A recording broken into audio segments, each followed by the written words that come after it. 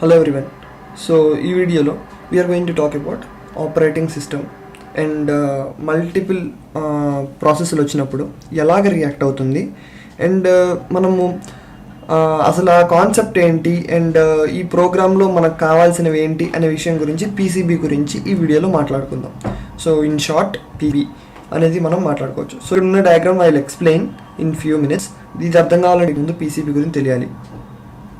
So PCB అంటే మనం already process గురించి తెలుసుకున్నాం కదా. సో ఈ ప్రతి ప్రాసెస్కి మనము ఒక బ్లాక్ అనేది ఇస్తాం అనమాట. సో ఈ బ్లాక్ అనేది ఏం చేస్తుంది అంటే ప్రాసెస్ కంట్రోల్ బ్లాక్లో ఆ ప్రాసెస్కి సంబంధించిన మల్టిపుల్ వాల్యూస్ అయితే ఉంటాయి. ఏమేమి ఉంటాయి?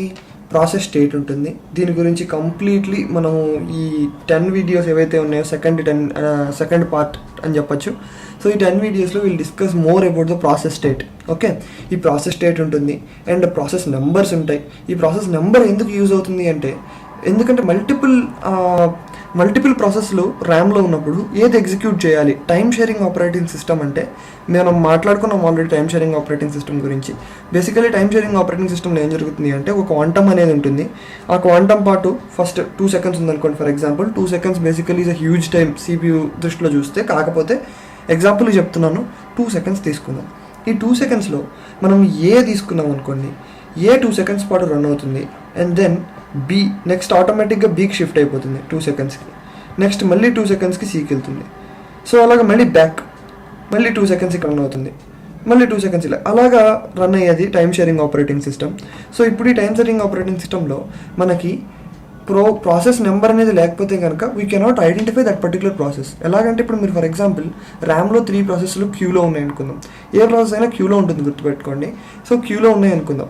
ర్యామ్లో 3 ప్రాసెస్లు క్యూలో ఉన్నాయి అంటే ఈ 3 ప్రాసెస్లో హై ప్రియారిటీ పక్కన పెట్టేస్తే మనం హై ప్రియారిటీ, లో ప్రియారిటీ ఆర్ దాని పర్టికులర్ నెంబర్ ఏదైతే ఉందో ఆ ప్రియారిటీ స్టేటస్ ఏదైతే ఉందో దాని ప్రకారం పక్కన పెట్టేస్తే మనం టైమ్ షేరింగ్ ఆపరేటింగ్ సిస్టమ్ విషయంలోకి వచ్చేసరికి ప్రాసెస్ నెంబర్ అనేది చాలా ఇంపార్టెంట్. బికాస్ ఒక ప్రాసెస్ నుంచి ఇంకో ప్రాసెస్కి డిఫరెన్షియేట్ చేయాలి కాబట్టి.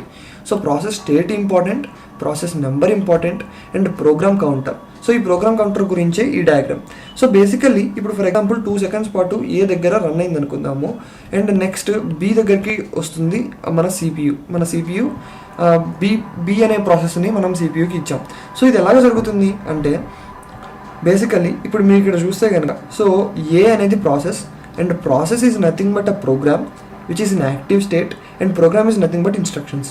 సో ఇక్కడ మనకి ఏలో నేను ఇక్కడ రాసిన దాని ప్రకారం వీ హ్యావ్ 5 instructions అండ్ బీలో వీ హ్యావ్ 5 instructions అండ్ సిలో we have 5 instructions. So basically ఇక్కడ మనము CPUకి ఏతో స్టార్ట్ చేసినప్పుడు 3 instructionsని కంప్లీట్ చేసింది అనుకుందాం. 2 seconds అయిపోయినాయి, whatever the time we have given 2 seconds అయిపోయినాయి. Then it should preempt. దీన్ని ప్రియంప్ట్ అంటే నెక్స్ట్ దానికి వెళ్ళటాన్ని ప్రియంప్ట్ అంటారు. సో నేను ఇక్కడ నుంచి టెక్నికల్ టర్మ్ ప్రియంప్ట్ అనేది యూజ్ చేస్తాను, గుర్తుపెట్టుకోండి.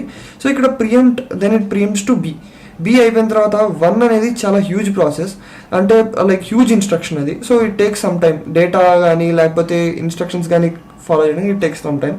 అండ్ సెకండ్ దాని దగ్గర there is something, example assume that there is something printing. ఇక్కడ 2 seconds అవ్వలేదు కానీ ప్రింటింగ్ ఉండటం వల్ల అది ఐఓకి వెళ్తుంది కాబట్టి it will automatically preempt to C.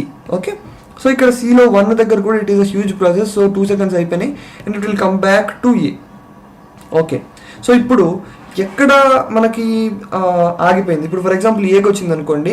ఇప్పుడు CPU మళ్ళీ 1 ఆల్రెడీ ఎగ్జిక్యూట్ అయిపోయింది, 2 ఆల్రెడీ ఎగ్జిక్యూట్ అయిపోయింది, 3 ఆల్రెడీ ఎగ్జిక్యూట్ అంటే లైక్ రన్నింగ్లో ఉన్నప్పుడు ప్రియంప్ట్ అయిపోయింది. సో ఇప్పుడు ఎక్కడి నుంచి స్టార్ట్ చేయాలి? Then it should start from the 3 results కదా. 3 results నుంచి స్టార్ట్ చేయాలి. 3 results ఏవైతే ఉన్నాయో వాటి దగ్గర నుంచి స్టార్ట్ చేయాలి. సో అలా కాకుండా మళ్ళీ 1 దగ్గర నుంచి స్టార్ట్ చేస్తే ఇంక ఇది ఇన్ఫినిట్ లూప్లో ఇలాగే తిరుగుతూ ఉంటుందండి. కాబట్టి ఏమవుతుంది అంటే ఇట్ రిమెంబర్స్ దిస్ నెంబర్. ఈ ఇన్స్ట్రక్షన్ నెంబర్ ఏదైతే ఉందో అది రిమెంబర్స్. దాన్నే ప్రోగ్రామ్ కౌంటర్ అంటాం.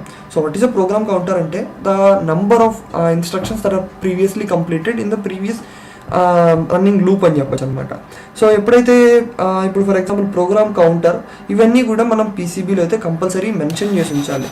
ఎందుకంటే without this process control block సిపియుని మనము హ్యాండిల్ చేయటం చాలా కష్టం. అంటే ఎలా హ్యాండిల్ చేయటం కష్టం అయిపోతుంది అంటే ఇప్పుడు ప్రాసెస్ కంట్రోల్ బ్లాక్లో ఒక ప్రోగ్రామ్ కౌంటర్ ఒక్క నెంబర్ లేకపోయినా కూడా it will be in the running similar loop. అంటే ఇక్కడ మళ్ళీ 1 2 ఎగ్జిక్యూట్ అవుతాయి, 3 అయిపోతుంది. దీనికి ప్రోగ్రామ్ కౌంటర్ ఉండదు కాబట్టి 1 2 మళ్ళీ ఎగ్జిక్యూట్ అవుతాయి, మళ్ళీ ఇక్కడ 1 సేమ్ మళ్ళీ బ్యాక్ అండ్ 1 2 ఎగ్జిక్యూట్ అవుతాయి. సో ఇలాగా ఒక లూప్లోనే తిరిగిపోతూ ఉంటుంది. కాబట్టి దీన్ని అవాయిడ్ చేయడం కోసం we need program counter. And also process state అనేది మనం మాట్లాడదాం. ప్రాసెస్ స్టేట్ బేసికల్లీ ఆ ప్రాసెస్ కొత్త ప్రాసెస్ లేకపోతే రన్నింగ్లో ఉందా, సిపియూ దగ్గర ఉందా, ఎక్కడ ఉందా అనేది ప్రాసెస్ స్టేట్ మాట్లాడుతుంది అనమాట. ప్రాసెస్ నెంబర్, దీన్ని పిఐడి అంటాము. అంటే ప్రాసెస్ ఐడెంటిఫికేషన్ నెంబర్ ఇది బేసికల్లీ, దాన్ని పిఐడి అంటాము. సో ఈ పిఐడి అనేది చాలా ఇంపార్టెంట్. ఎలాగ ఇంపార్టెంట్ అంటే ఈ ప్రాసెస్ ఫర్ ఎగ్జాంపుల్ మీరు ఒక మ్యూజిక్ ప్లే చేస్తున్నారు, ఆల్సో ఎంఎస్ వర్డ్ ఓపెన్ చేశారు. ఈ ఎంఎస్ వర్డ్లో చేయాల్సిన ప్రాసెస్ తీసుకొచ్చి మ్యూజిక్ ప్లేయర్లో చేయకూడదు, మ్యూజిక్ ప్లేయర్లో చేయాల్సిన ప్రాసెస్ తీసుకొచ్చి ఎంఎస్ వర్డ్లో సిపియూనే చేయకూడదు. ఒకవేళ చేస్తే కనుక ఒక లైక్ కంప్లీట్లీ అది not correct process, correct way of programming అనమాట. సో ప్రాసెస్ నెంబర్ అనేది కంపల్సరీగా యూనిక్గా ఉండాలి. So PID is always unique, గుర్తుపెట్టుకోండి. PID is always unique number అనమాట. సో రిజిస్టర్స్, మెమరీ లిమిట్స్, దాని తర్వాత లిస్ట్ ఆఫ్ ఓపెన్ ఫైల్స్, ఇవన్నీ కూడా కంపల్సరీగా మన యొక్క ప్రతి ప్రాసెస్కి యూనిక్గా ఉండాలి. So PCB must be unique అనమాట.